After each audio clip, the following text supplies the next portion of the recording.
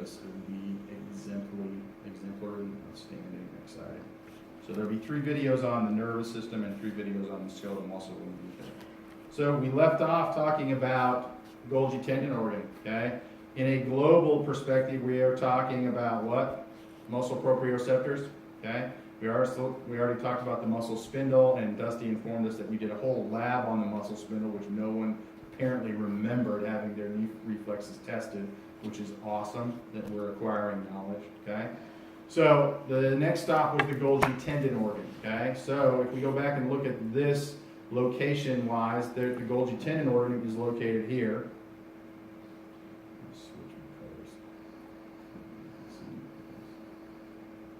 Okay, so it's actually located at the interface between muscle fibers and that tendon, okay?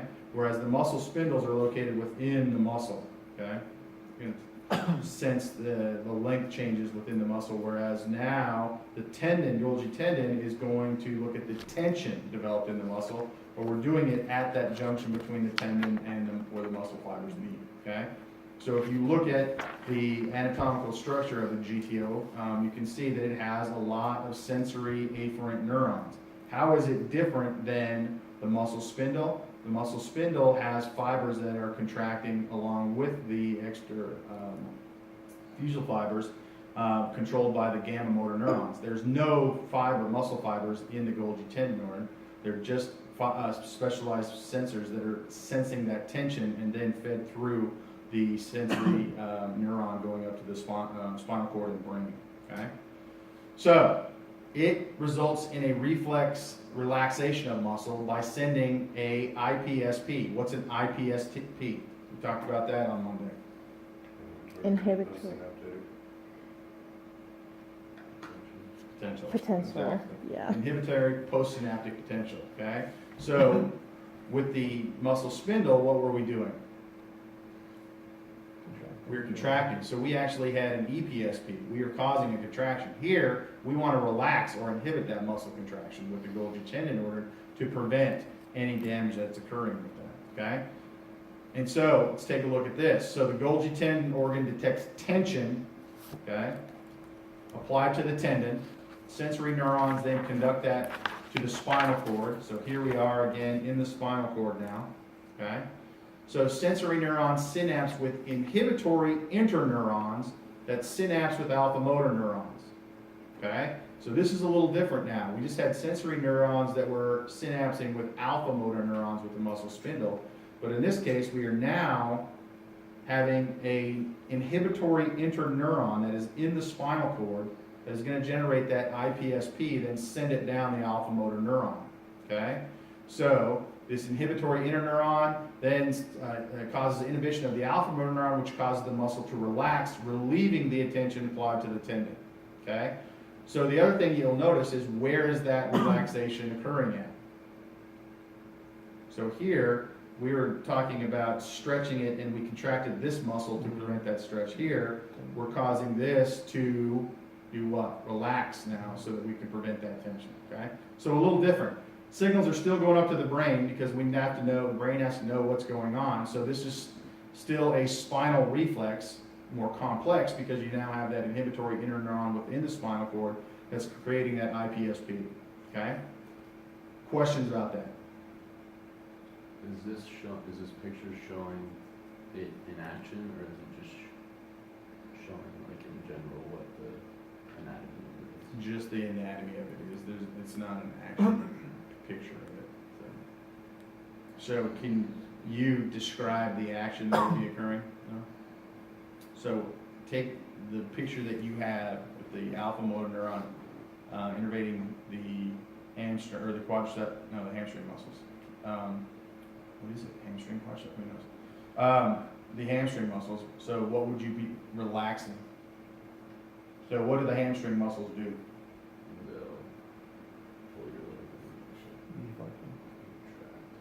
Okay. So And hip extension.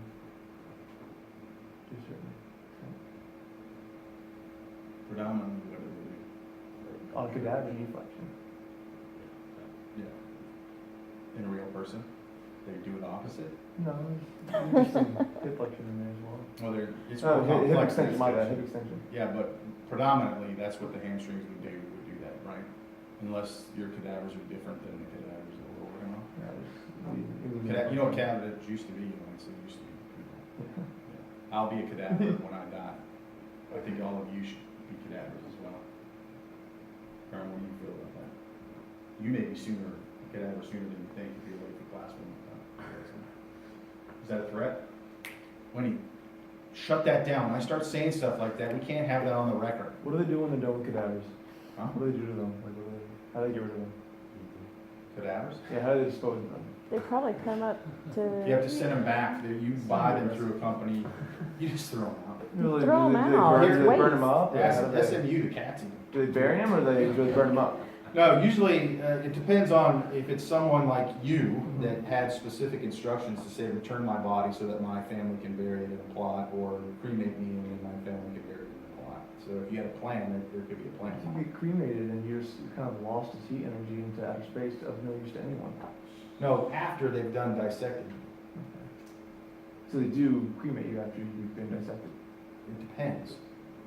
It may just. Based on your request? It's specific to whatever your requests Yeah. are. Exactly. So if you want to be buried as a dissected cadaver, I'm sure that they could put you in a coffin and then you can bury you. Not an open What about casket. people that just donate their bodies to science? If you donate your bodies to science and you have no stipulations, then the company that you donated your body to has proper ways to dispose of it. Usually it's probably cremation, that they will cremate the Yeah. body and everything that's left from the dissection. I, however, am taking it one step farther. I do not want to be a cadaver. I want to be a skeleton. So I want my skeleton to be preserved so that I would hang in perpetuity in the corner of the class. That's awesome. Think about that, huh? That's kind of awesome. Yeah, so, but if you think about this, people go, oh, that's sick, that's gross. You're done with it, right? Yeah. That's true. Why not let someone learn from it, right? So, if you ever get a chance, take a gross anatomy class. I took 2 semesters of it. It was a 9 credit hour class. I had 3 hours of lab every Monday, Wednesday, and Friday for a year. You will smell like formaldehyde, but you will learn so much things that you can't even imagine. So if you ever get the chance, it will be one of the toughest courses you ever take, but it will be one of the most rewarding courses you ever take. So, I have the forms now to sign up to be cadavers. Do you guys want those? Is that actually true? No, You do. I just wanted to see who would sign up. I Apparently, don't know. Austin is the only one. No, I probably totally You do? I would. I do probably own a would, skeleton yeah, thing now, yeah. actually. Now you're thinking about it, you're like, oh, that'd be pretty cool, wouldn't it? I'd like to be in an elementary school too, because they're kind of learning, but they're also kind of creeped out by it. You know, so their whole Halloween aspect of it. That's awesome. You'd like to go about studying for elementary school? I think that there's ways. I know that the medical school here has specifically forms for it, so that if you'd like to donate your body to science. So the other thing I want you guys to do as well is when you die, donate all of your organs to, or are all of you guys organ donors? Yes. You can have anything you want when I'm done. So one of the greatest things that happened when my father passed away from lung cancer was they harvested his eyes. And so I actually got a letter from the guy that got my father's eyes, who was so appreciative of the restoring his vision so that he could play with his grandkids. So a very touching moment for me to know that my father, in his passing, which was sad for us, was giving joy to somebody else. And I think that's how you kind of have to look at this. Eye transplants? Well, I think the cornea is what they took. That's so crazy. Do they try to take everything that they can? Well, when you have certain Looting. problems, yeah, you can't. So, like my father had lung cancer, so apparently chemotherapy and radiation doesn't affect the corneas, but it affects everything else, so you can't do those things. And if you have lung cancer, you really don't want a lung transplant for a guy's got lung cancer. So in addition to these proprioceptors that we also have chemoreceptors, and this is something that we look at, and one of our colleagues over at UT Southwestern is an expert in this field.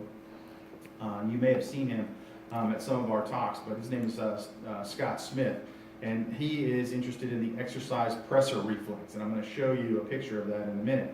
Interestingly enough, Dr. Murphy trained with Dr. Smith and is also an expert in the exercise pressor reflex. She was looking at some of how these chemoreceptors and specifically how some of the afferents that go into the spinal cord control how we exercise and control blood pressure, heart rate, things like that. They do their studies in an animal model where they decerebrate the animal, and then they also will do laminectomies where they'll open up the spine so that they can stimulate or record from certain levels of the spine, and then they will then contract the muscle. They have a muscle prep. It's extraordinary to go over and watch the complexity of the studies that Dr. Murphy was doing with regards to decerebrating these animals, so that's a very intense surgery. Then you do the laminectomies where you open the spinal cord and you're teasing out spinal roots, keeping them intact so that you can stimulate or record from them. That's a very intense surgery as well. And then you're then looking at the gastrocnemius and the soleus muscle and how they contract with regards to how that then is all integrated into a total package. And so Dr. Murphy, while she appears nice on the outside, is rather Frankenstein-like in her regards to surgeries on rats. So we fear the dark side of her, is what I would say. So these chemoreceptors are sensitive to changes in the environment surrounding the muscle. So in addition to the stretch and tension that we're getting, we also want to know what's happening in that chemical environment, specifically hydrogen ions, which are going to affect pH, CO2, which could be an indication of metabolic rate, as well as potassium that may be occurring. So they're going to send these information up, these afferents, to the central nervous system, and it's going to give us an indication of what's happening. Are we using these muscles? Are we using energy to move these muscles? And it's going to regulate their cardiovascular and pulmonary responses. So one of the classic studies that you will see in any text that is talking about or talk about the exercise pressor reflex, the expert in the exercise pressor reflex is currently the godfather. I don't know if you guys were here. You guys were here for Dr. Hallowell's talk, the guy from University of Oregon last semester. How many people went to that? Okay. In that talk, Austin, he said it is pretty impressive to be in here with he said two people. Who were they? Do you remember what he said? He said God and the Pope of cardiovascular physiology. Okay. So in attendance of that meeting was the God, the Pope of cardiovascular physiology. Now the debate is between them, who is the God and who is the Pope. But I would place the God-like status on Dr. Jerry Mitchell, who we've talked about. And Dr. Mitchell is, I think he's close to being in his 90s. He actually trained Scott Smith, very active at UT Southwestern still, goes to our journal clubs every other Friday, and is a delightful human being. And so he will tell you that any talk that he gives shows this slide from 1938 from Allen and Smirk. And so let's take a look at this. You guys tell me what's going on here. You have all the information on this figure. Give me a story.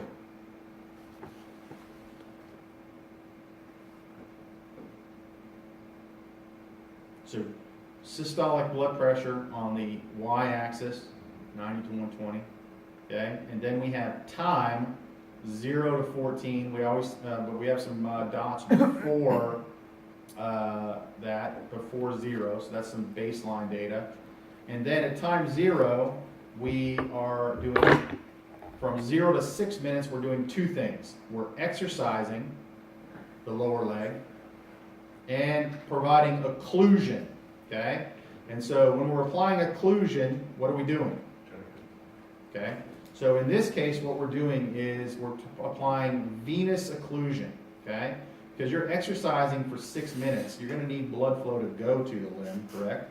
So what you're doing is that occlusion doesn't prevent arterial flow from going in, but it precludes venous flow from coming up. So you've inflated the cuff just enough so that you're not getting anything coming out of the muscle to go back to the central circulation, but it's the cuff is at a high enough pressure or low enough pressure, depending on how you look at it, that blood can get through to it so that you can exercise for 6 minutes. Okay, and so now you have a normal leg and an insensitive leg. So what does that mean? The insensitive leg is the one that's got the circulation cut off? No, they're both occluded, see? So Okay, they're they're both occluded both- up here. So that occlusion, it has nothing to do with insensitive. So Austin, what did you just say? So nerves cut. There's nerves cut. So now, in an insensitive leg, you have no sensory input going back to the brain or spinal cord and brain. Okay? So if you were to touch your leg, you wouldn't feel it. It also has taken away any of the receptors, Golgi tendon organs, muscle spindles, and these chemoreceptors. No neural traffic is coming So there's back nerve up. damage? So in this case, I think there was something that happened to that individual. I need to go back and look at that. Do you know, Dusty, for sure what happened to that? It's possible that they could have given a drug to do that, to block the sensation, much like I think this person actually had something wrong with them with regards to the damage. But you could give them an epidural, like you could with when you give birth. Epidural is the same thing, as you're blocking pain receptors, and so that that information isn't going to the brain and spinal cord. So how are they able to exercise? So it's only sensitive, so it's sensation. So you're not talking about your motor neurons, you're only talking about your sensory neurons. It's a great question. So a lot of questions are coming up here, like, how the hell is this happening if you have an insensitive leg? So we're blocking the afferent side, not the efferent side, okay? In that insensitive part of it. I don't know for sure what it is. Well, I'll have to look and find out what it is. So now you have all the information. Tell me what's going on.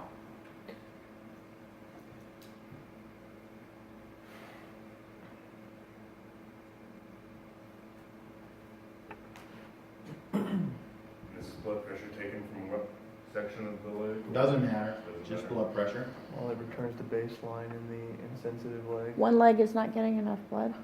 Is the heart not They being, both have the same occlusion. is the heart not being told that it needs to pump water? Nerve stimulation. So let's take a look at the normal leg first, blue one, the solid blue one. So you exercise and you see an appropriate increase in blood pressure, which you'd expect with exercise, right? Yes. Appropriate increase in heart rate and blood pressure. Okay? 6 minutes, we stopped exercise. We are no longer exercising. But the occlusion still is occurring. Okay?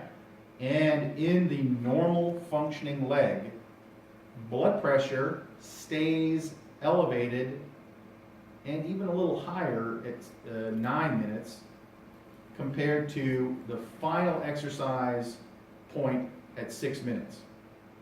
The leg is not doing exercise. Let's be clear here. We stopped exercise at 6 minutes, but for the next 3 minutes, or about 3 minutes, blood pressure is as high as if the leg was exercising.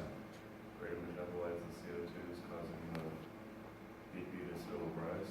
What about those metabolites, Austin? Where are they? They're still in the muscle. They're until- still in the muscle. because Why? they're included. We occluded it, right? So everything byproducts of increased metabolism from exercise are still in the muscle. They can't get out because we've stopped the blood flow out of the muscle. So the nerve endings and these chemoreceptors are then saying, dude, pH, CO2, potassium are still high. We need to keep blood pressure and heart rate high because it thinks you're still exercising. Okay? Now, let's take a look at the insensitive leg. We see a similar increase in blood pressure during exercise, and then occlusion is still on for 3 minutes, but blood pressure drops back down to baseline levels. What's going on there? The same chemoreceptors aren't putting signals forth to the brain. That's exactly right. Are there elevated metabolites in that muscle? Yes. Yes, because it exercised and we occluded it. So it's the exact same metabolic environment. The only difference now is that signal isn't going to the brain telling you to keep exercising or to keep blood pressure and heart rate up. The signal, the brain says, oh, okay, we're not getting any signal from that portion of the, let's lower blood pressure and heart rate. Despite the fact that here, these metabolites are still trapped in that muscle, okay? So this gives you it's a beautiful representation of these chemoreceptors, okay? Here they're functional, and we've occluded the muscle, so all of those metabolites are high. The body is tricked into thinking that the muscle is still exercising. It keeps heart rate and blood pressure high. And here, it's not getting a signal, so it immediately drops back down to baseline very quickly because it thinks that it's not exercising because now we're in this insensitive leg where we have no sensory input going to the CNS. Okay? So why does it go up during the exercise? Is there other things that are happening as well? Is there other receptors, other things that would be detecting what's going on?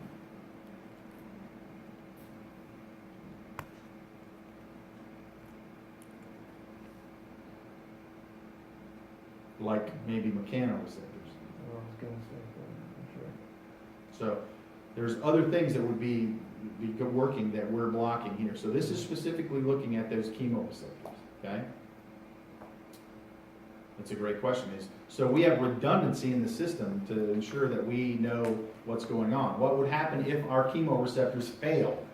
Could we still exercise? It shows, looks like it does here, right? So that's good to have, right? Not good to have in that our chemoreceptors fail, but we can still exercise, right? So, That would yeah. get dizziness and passing out though, like post-exercise? You potentially could, because now the signal isn't being read appropriately. You could exercise, but maybe the consequences become post-exercise. So now think about this in relationship to you have an injury. Maybe it's a spinal cord. Maybe you're a spinal cord patient, okay? What if you do passive exercise with your spinal cord patients? Are you gonna get any of these responses? So, Maybe. Depends on a lot of things. Where's the spinal cord lesion at? How far is it down? What's going on with it? Okay? Is there other things that are occurring that feed back into that are still intact? But this gives you a way, this is a way to dissect this chemoreceptor response and look at this exercise pressor reflex and show that you get an increase in pressure with exercise. And it's clear the chemoreceptors were involved in it. And now this obviously was done in 1938, and now we've gone into looking at the types of neurons that are involved and the subtypes of receptors that are involved with this. It's now more complex, and hence you're looking at what's happening with the Dr. Murphy studies. This was done in humans, and now Dr. Murphy's doing it in animals that we can look at. We can take out cerebral involvement, so we can take the brain out by decerebrating these animals, which most of you guys are right now, decerebrate, so you're not thinking about anything. Then we open up your spine. Maybe we cut a spinal root so that we don't get any information going into the spine, but we keep the efferent one in so we can stimulate muscle contraction. Then we apply, dissect the tendon out and apply a force setup on that so that we can pull the muscle or stimulate it, and then it pulls against a force and we can measure the force that we're doing it. And then we can look at this whole complex loop here. But this is the foundation for what we're looking at, is this exercise pressor reflex with Allen and Smirk. So pretty cool. Can we do this in humans? What Dr. Murphy's doing. Can we decerebrate a human? Yeah. They frown upon that. Yeah, they frown upon that. Does a cadaver tell us anything about that? Because now everything is shut down. They're dead. So yeah, so that's really not anything about physiology now. So how about doing laminectomies to expose the spinal roots so that you can cut one or two of them? Noah's okay with that? Yeah, great. Noah's going to go into medicine. Write this down in your notes. What is today? March 21st. What time is it? 10:28. 10:28. If you ever walk into an emergency room and Noah is your physician, choose death over having him to come into wartime. So, Nazi scientist. yeah, get your DNR in order now and just hand it to them. So I took the same thing. I took classes as a PhD student with med students at the University of Utah. I have a list of students that if I walk in and they're the doctor, I'm immediately asking for another physician. So one of the girls that was in my group, a group of 9 or 10, we had to do case studies. We wanted to do a liver biopsy, and she informed our group that you can't do a liver biopsy, and we said, why not? And she goes, because I saw it on Grey's Anatomy last week. Thanks. You know what they call the guy that graduates last in his medical school class? Doctor. Yeah. Yeah, be careful with that one. wipe that all from the thing, Wendy, I can't have that out there. Okay, questions about the exercise press or reflex? Fascinating, this is awesome. Be able to explain this. Tell me what's going on here. This is classic physiology. You should understand classic physiology. And this one is, nothing gets better. It's always exciting to show your undergraduate students the Allen Smirk figure, and then you're sitting at one of the largest scientific conferences, and all of a sudden, Allen Smirk figure comes up. So it's exciting to see that, okay? What's going on with heart rate there? So heart rate, you probably see similar responses in heart rate, but we're only looking at the pressor response there, okay? So now we're going to move on to some other things. So in relationship to skeletal muscle, so there's other reflexes, okay? So that occur, and when you're talking about a reflex, usually you're talking about something that's happening in the spinal cord, so it's not dependent on higher brain centers. So we've seen that with our muscle spindles and Golgi tendons, that it can occur in the spinal cord, but the impulses are being sent to the brain, so that the brain knows what's going on. Obviously, you don't want things going on without the brain knowing what's happening, okay? And so one of these reflexes is this cross extensor reflex, and this is something that you guys have probably done in the past, okay? And so the example that is given here is actually in using your hand, but I think it's more effective when you do it with your foot, okay? So if you think about this, let's take a look at the lower portion of it. So what we're doing is in this case, we're putting our finger on a pin, inducing pain, okay? And so what would be the reflex that you would want? Now, think about this more as, again, you wouldn't probably do it with your hands unless you're doing a handstand, but think about it with your feet. If you step on a sharp object, what do you want to have happen? Your other leg, You jump, jumping Well, you want to take this one off of the pain stimulus, right? and your other one to help you You want stay your other one balanced. to do what? Go down to support your body weight, right? And so if you just take this one, if you only have one foot on the ground and you step on something sharp and your body takes it off of the ground, what's going to happen to you? Imbalance. You're going to fall, and now you're going to fall on the sharp object, okay? So step on it, and then what you want is this reflex where you take this one up and this one goes down, okay? Now we just stepped on a pin on this one, okay? So, a Lego. yeah. That happens all the time when you have children. You step on something, you have the old cross extensor reflex occur because you're like, and then profanity happens up here at this level when you step on something. That's The cross extensor profanity Yeah, reflex. that's exactly. This is associated not only with your foot coming up, but there's an emotional response as well. Okay? So how does that work? How do you do that? The good news is that's a reflex. You think about that. How bad would we be if we had to think about this? Oh my God, I just stepped on a pin. I'm going to need to put this leg down so I can get this leg up. That's a lot of thought process in there, right? So if that's a sharp enough object that you're causing a lot of damage, that's going to be problematic. But if it's a reflex, it can happen very quickly because we're not going all the way up to the brain to process it. It's all happening within the spinal cord, okay? And so you have the sensory neuron that is going to go up into the spinal cord, okay? And then we have a lot of things that have to happen, okay? So one of the things that we have to happen is it has to be, it stimulates the alpha motor neurons on the one side that's on the pin, okay? And so you're going to want to have a movement that pulls it off of the pin, but then you're going to want to have communication on this side that then sends the appropriate response down these motor neurons so that you get the extension of the foot or arm so that you can support what's happening with it, okay? And you can do that if you want to by doing a test with it, putting your hand on a sharp object and see what happens with it. That's something that they will tend to test with children as well to make sure that they have that cross-extensor reflex because that's going to be important for safety. And if it doesn't develop, there may be issues with it. So your parents probably took you in and had you had your reflex tested. That may be one of them. I don't think that your pediatrician slapped your hand on a pin to see if your other hand will go down. Yeah, they may do something where they pinch you or provide some kind of pain stimulus where you would see that, okay? But again, very complex if you think about how it's processed and what has to happen in the time that it has to happen. And I think we take it for granted in that this reflex is happening that quickly, is that you can step on something sharp, which you've all done, and which makes more sense with the legs, and how you lift that foot immediately, but how you don't fall. Do most people, how many times have you stepped on something within the last year or two and you have ended up on the floor? Has that been a problem for anybody? I don't think so. Usually you're able to manage that quite well. Now, what happens in Vegas stays in Vegas. So, because we may have had something here, or Miami, Carmen, that may have impaired some of that processing up here, okay?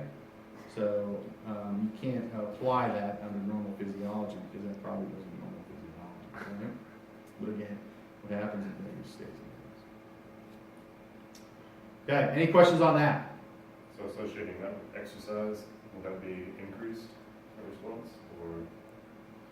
So, I don't know if you're with exercise that you have more sensation due to that, but obviously that this cross extensor reflex may have, with regards to sensory, if you think of locomotion and running, you have to have the same thing happen with that kind of process. And I think that's the goal of this, is to look at that is it the same as what you're doing? Whether you're stepping on a pain stimulus, no, but you're still getting feedback from pressure and everything, and so it's allowing you to do locomotion. So think about locomotion. If you're lifting this leg up, this leg has to be going down in an opposite fashion. If you're going like this, we're not going to do very well, right? But now other mammals can do that. They can have their different legs working at different, because they have their quadrupeds, and obviously their balance is going to be different how they do it. But for us, we can't be going, I mean, you can do it jumping, that's possible, but if you want to locomote, you're going to have information that's processing that. So part of that is that cross extensor reflex, part of it's your muscle spindles,